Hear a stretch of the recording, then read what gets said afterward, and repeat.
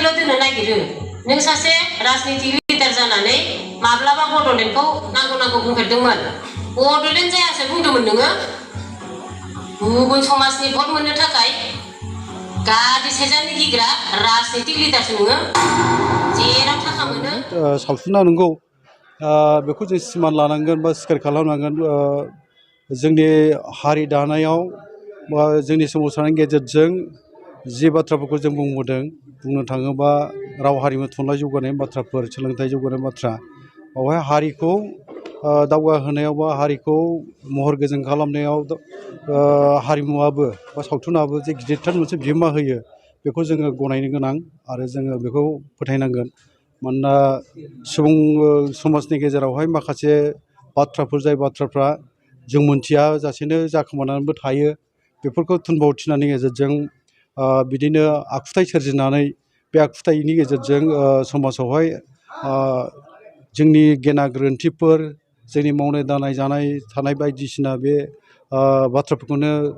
फोरमायनो नाजानाय जायो बा फोरमायबोनाय जायो बेनि गेजेरजोंहाय जानोबो हागौ सोरनिबा जिउनि जारिमिनफोरजों बे सावथुननि बबेबा केरेक्टारफ्रा गोरोबलांनोबो हागौ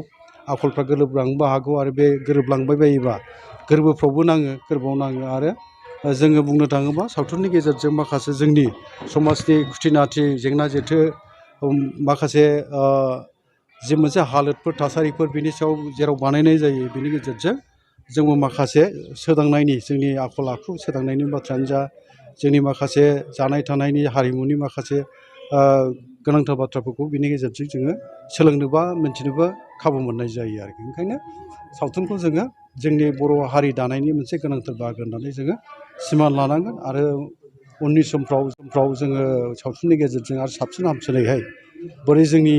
समाजाव जोङो बिहोमा होलांनो हायो बा साबसिनै रायजो राजाजों सावथुन दिहुननानै अनसायजानो हायो बर'नि गेजेरावबो सावथुननि गेजेरजों जोंनि हारिमुनि दावगानायखौ जों बोरै लाबोनो हायो बेफोर बाथ्राखौनो जों साननानै खामानि मावनांगोन बिबान रुजुनांगोन आरो मोनसे समाव बुहुमनि फैसालिसिम जोंनि सावथुननि गेजेरजोंबो जोङो जोंनि बर'नि बाथ्राफोरखौ फोसावहैनो हानाय जानांगोन मोजां बाथ्राफोरखौ जोङो फोसावहैनो हानाय जानांगोन जोंनि नाजानाय समाव बे सोनारहैसिगोन गासैबो रायजो राजाखौ